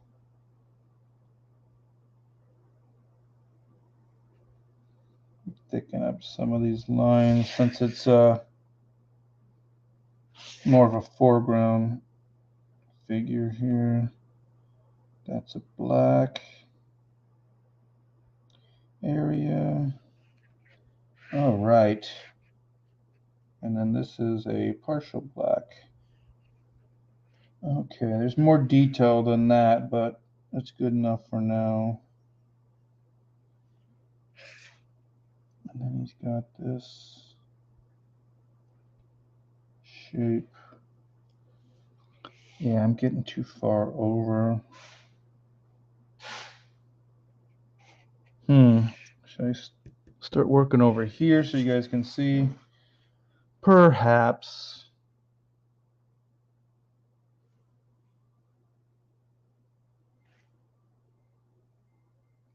Okay.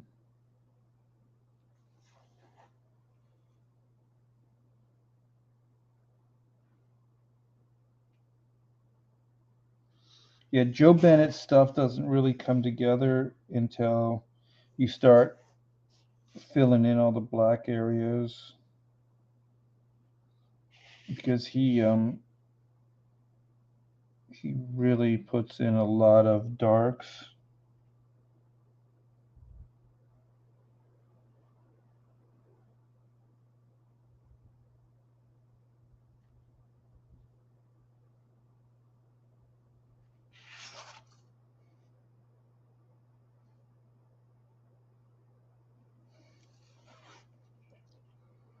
Looks like there's like some kind of wiring or something in those areas.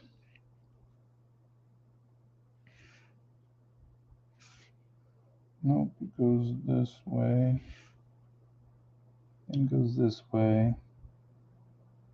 There's a little cast shadow there. So it's coming together, you guys. There it is. Ah, the Annihilus, the Jack Kirby bots. They're in the black and white universe. How did this happen?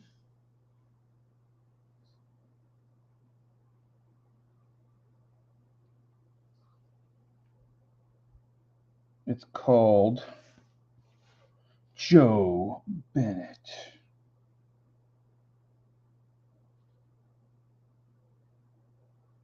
Okay, so it needs to be a little thicker there. Under the arm there, bring that. There's a little shadow shape there.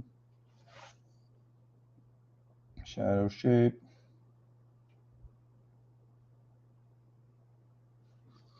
All right. Let's thicken this up a little bit more. Let's bring out. Remember yesterday I was telling you guys that sometimes you want to stay a little conservative with the line weight, and then you can go back in and build them. And I said yesterday too that to make these robots look more bombastic, that the line weight should probably be a little thicker.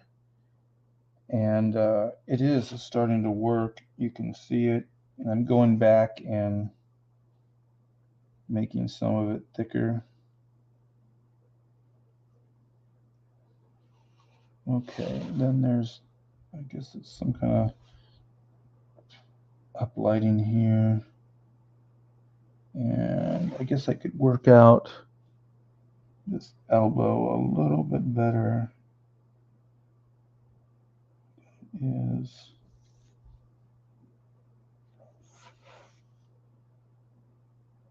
okay, that's like a little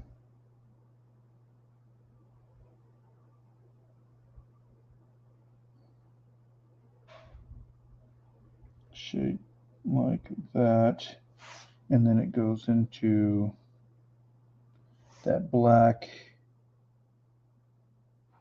and then into that black,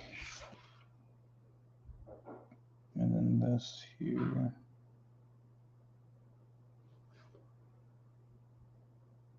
Okay. Yeah, that came together so sweet. This little curve line. All right, so we got this little detail here, here, here. Little triangle shapes. There's this little rivet thing here.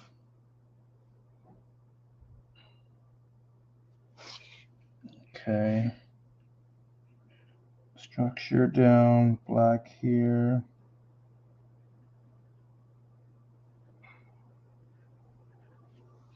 Okay.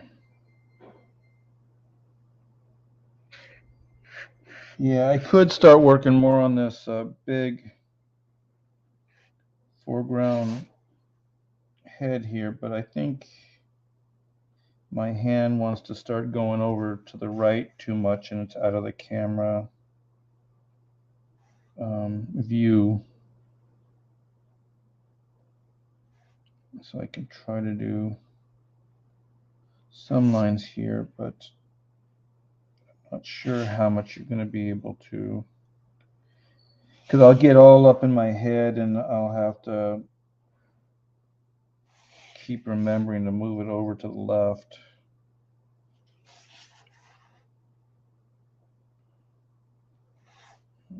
Okay.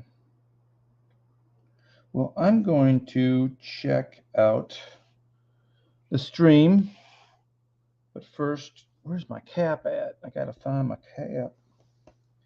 So the Copic's working, man. The multi-liner, so it's doing me good. So we got this guy all blocked in. There's his hand. He's coming after white. There's his feet. So now we're working on this guy. Look at that. That arm's just massive. That's why you got to put a thicker line on it. And so then, where am I? Where am I? There I am. So there's that guy. And then there's the foreground that I'm going to be conquering next.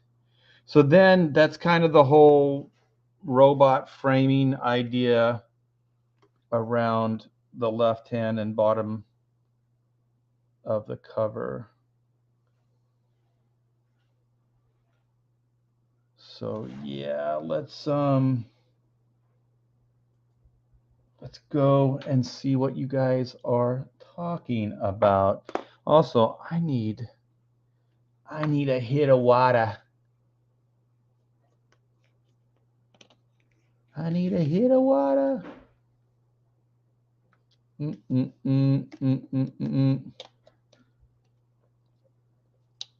T800s have teeth. Yeah, robots have teeth? Well, now they do, son of Liberty Radio.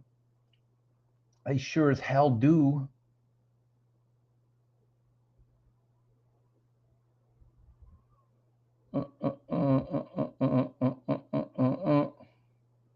All right, I'm going back. I'm going back in time.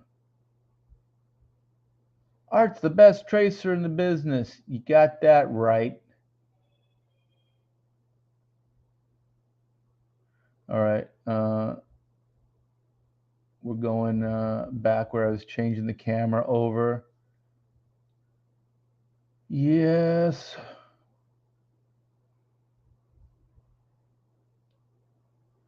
All right. That's a good question, Timothy. I've always been curious in the difference between inking and drawing because I can't do either. Are some pencilers just as good as the best inkers at inking? They just don't have time, and vice versa. Yeah, I think a lot of pencilers, like good pencilers, know how to ink and they can ink their own work. And I think it helps when they pencil because they know how it's going to be interpreted in ink. I have inked some pencilers that don't know how to ink and they don't really know how it works. So it's a little tough to ink them because it doesn't feel intuitive. It doesn't feel natural.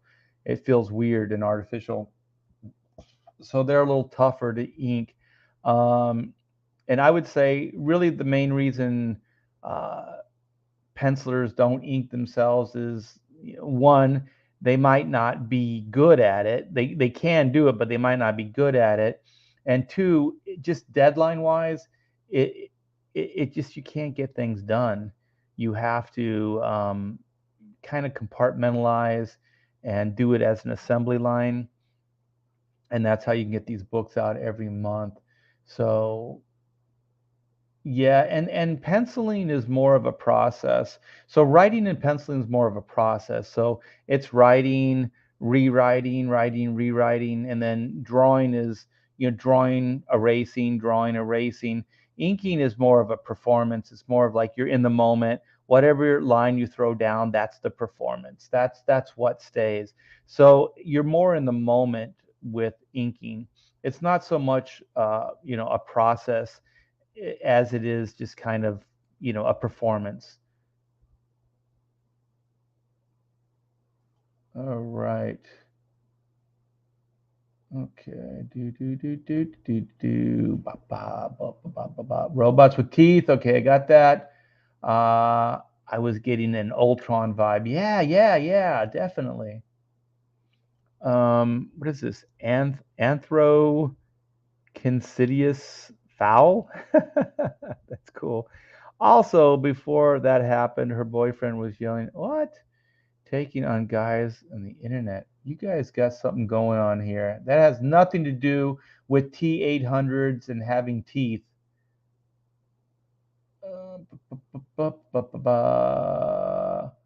Yeah, I could use it now. I'm usually like, let me go back to the camera. Like my face is usually this close to the board, especially when I'm inking like small detail.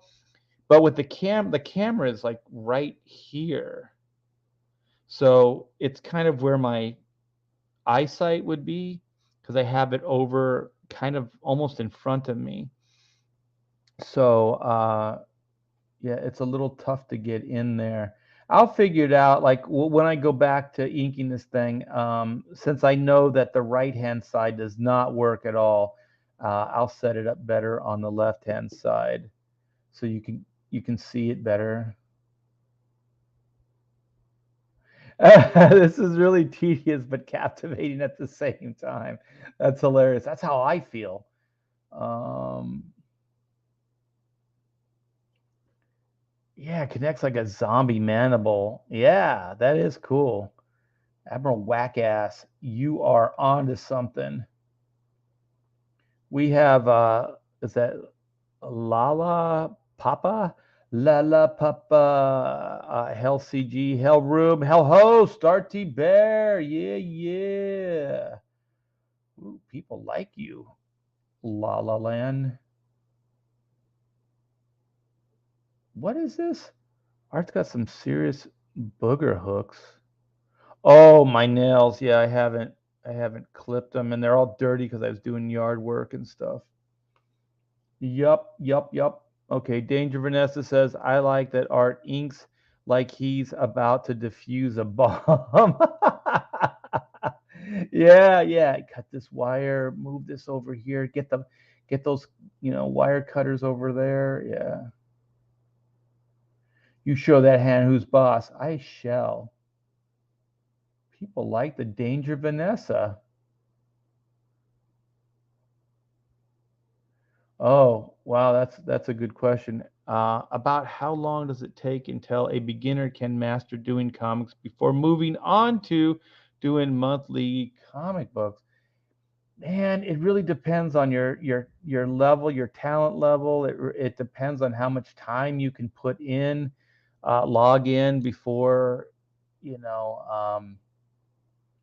You get to that point. Like there's a lot of variables, so I think it would be different for everybody.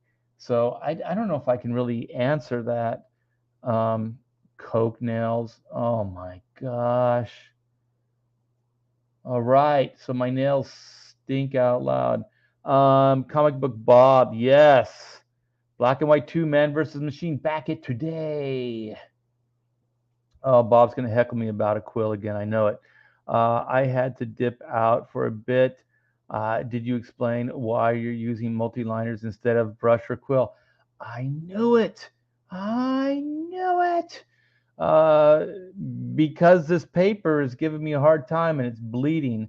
So the markers or the multi-liners actually throw down less ink and they don't bleed. So a crow quill and a brush throw down a lot of ink, and it's just kind of expanding in the paper. I blame the humidity. I don't blame the paper. So that's that. Oh yeah, so we got Joe Suntag. How you doing, Joe? Joe has his own YouTube. He's a really talented artist as well. What is this? 10K hours minimum. 10K hours minimum. I would love to do 10K in an hour. That would be amazing. But I'm not sure what you're talking about. You guys talking codes. There's a bunch of codes happening. Bup, bup, bup, bup, bup, bup. I'm going back in time. Multi-liners rule. They rule the toilet stool. Remember that when you were a kid? You rule the toilet stool. I don't know. I mean, they're a means to an end for me. I would rather be able to ink this with a crow quill, with a Hunt 102, or a brush. I think they're more versatile tools.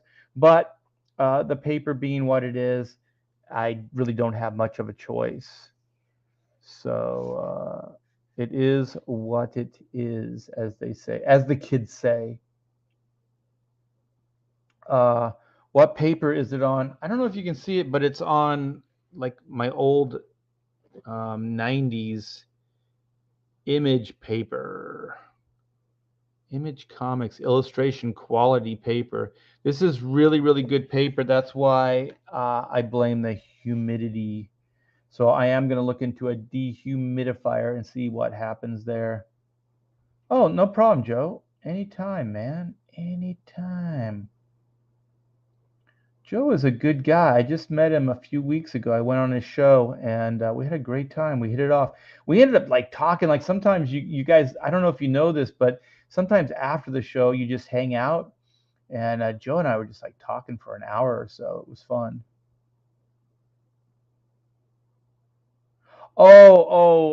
Saying that 10K hours to master something. I've heard that. Yeah. I guess it also depends on what it is, but there definitely is time. You have to log the time in for it to happen. Uh, oh yeah. Well, hey Joe, send me your mailing address. You do so much for me with the pontificators and stuff. Maybe I'll send a few sheets. I don't know. It might be a bad thing because if you really fall in love with the paper, you'll never be able to get any more again. So I don't know if that's a good thing or a bad thing, but it might be fun just to play with for a sheet. Send me your address. Okay. Well, you know what? It's getting close to dinner time. I can smell what my wife, The Rock, is cooking. So I am going to share one last time for this stream, this crazy inking stream, and show you what's going down. So what do we have? Oh, did we start? Yeah, we started at this I think this was the last we saw. It was 60K. Holy shit. 306, 709 backers. Let's hit refresh. 9, 10, 11. We got two more backers. We're at 643. Sweet. We have 33 hours left. And this is Black and White Volume 2, you guys. Man versus Machine. The countdown has begun. We are hours away from the first 30 days of the campaign. So let's check out the video one last time, shall we? And turn it up a little bit. Do do do do do do.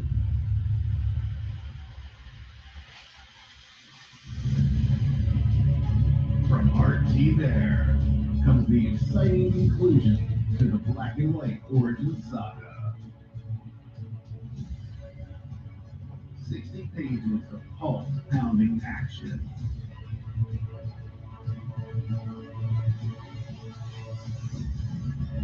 In a world where law and order are often blood to gray. Justice can only be black and white.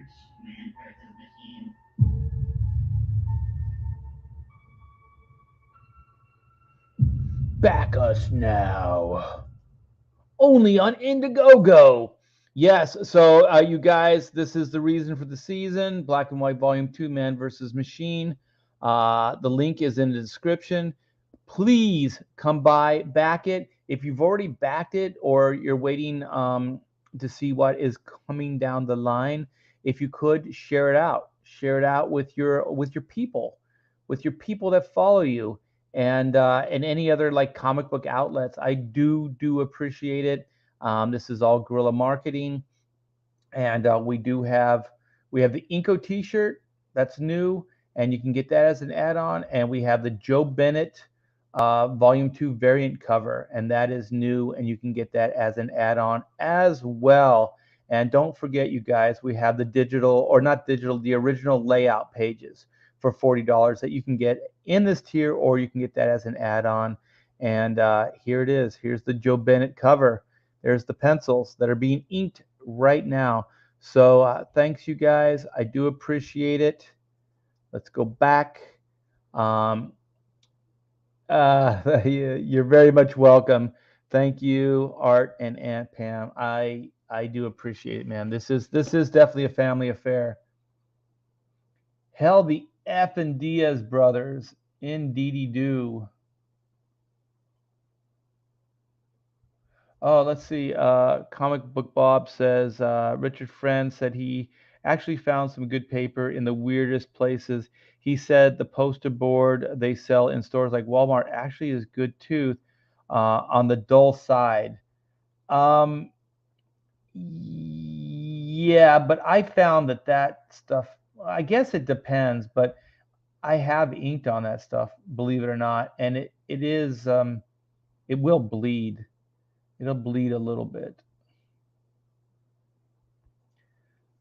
Joe says 60K is fire. We are on fire.